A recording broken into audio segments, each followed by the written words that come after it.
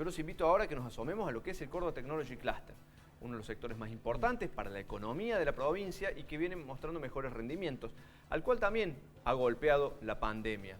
Pero desde el Córdoba Technology Cluster, junto a otros sectores patronales o que generan empleo, han realizado una serie de recomendaciones al gobierno nacional. En realidad es el polo de clúster de la nación.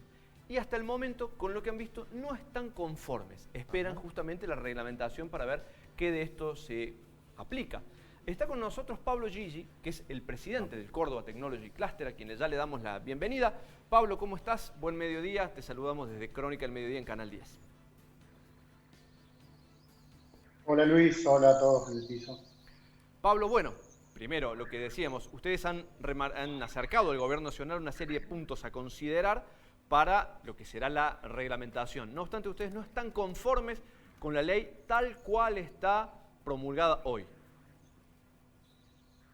Sí, es así Luis. A ver, nosotros coincidimos, creo que todos coincidimos en la necesidad de regular el teletrabajo. Pero nos da la sensación que esta ley está mal planteada desde la concepción misma de la ley. La ley debería apuntar a facilitar la generación de puestos de trabajo que tanta falta hacen en este país. Y lejos de eso, esta ley atenta contra el sostenimiento de los puestos que existen, porque plantea un escenario de conflictividad potencial que es muy preocupante.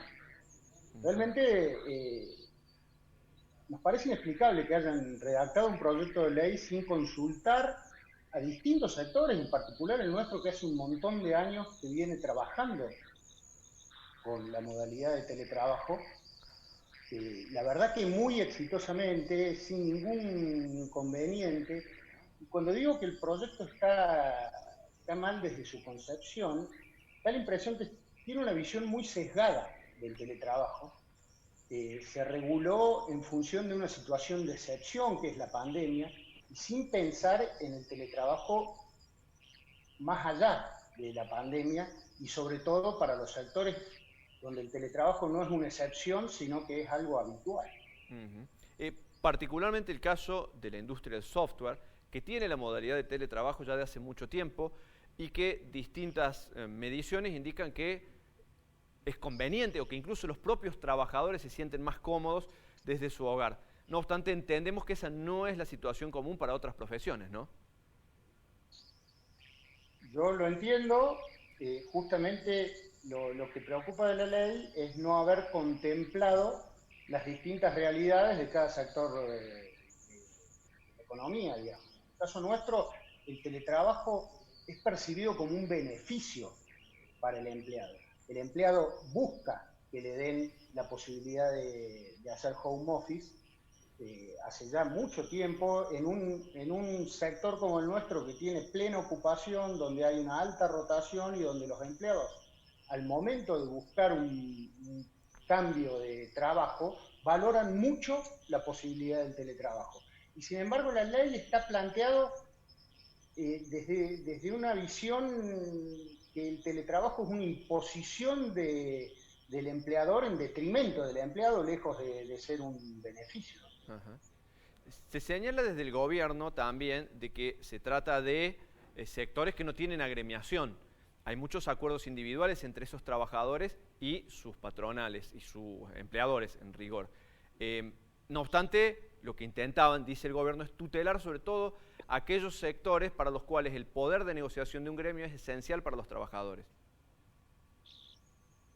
Sí, de nuevo, realidades distintas de distintos sectores, Luis. Yo creo que probablemente en muchos sectores sea necesario estas particularidades que mencionaba antes Alfredo respecto a la rigidez de la jornada laboral, a la posibilidad de reversibilidad de parte del trabajador. Seguramente hay sectores que a raíz de la pandemia tuvieron que poner a teletrabajar a parte de sus empleados y bueno, se habrán planteado situaciones conflictivas, pero eso está muy lejos de lo que es la realidad del sector nuestro y la preocupación es que no lo hayan tenido en cuenta. Cuando es el sector, seguramente habrá otros, pero el nuestro particularmente, que viene haciendo uso de esta modalidad sin ninguna dificultad hace mucho tiempo. Por último, y hablando de la actividad del sector del Córdoba Technology Cluster propiamente, horas atrás han presentado el segundo relevamiento, el monitor TIC, y después de mucho tiempo ha mostrado algunos indicadores negativos y sobre todo tendencias que, de mantenerse, implicarían un fuerte impacto para el sector. ¿Nos podés resumir cuáles son los aspectos más importantes de ese informe? A ver, creo que lo resumiste bien vos. Lo que se nota claramente en este informe semestral, que es un informe que nosotros, como vos sabés, lo hacemos hace muchos años, no es algo que hayamos hecho particularmente por la situación actual de pandemia, sino que es una medición periódica. Pero obviamente en esta edición se observa el impacto de la pandemia en el sector nuestro, que al inicio no se había observado, cuando uno lo comparaba, por supuesto, con sectores que tuvieron un parate absoluto a partir de la cuarentena y el freno en la actividad económica.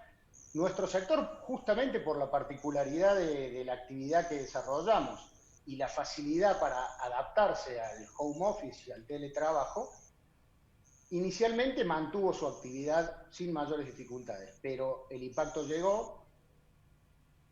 La transversalidad que tiene nuestro sector en cuanto a brindarle servicios a clientes de prácticamente todos los sectores de la economía, y muchos de esos sectores que se han visto golpeados por la situación, por supuesto termina impactando indirectamente en lo nuestro. Cuando uno compara segundo trimestre respecto a primer trimestre de 2020, se notan algunos indicadores muy llamativos para el sector nuestro, que venía en franco crecimiento constante desde hace muchos años, y por primera vez se observan algunos indicadores negativos.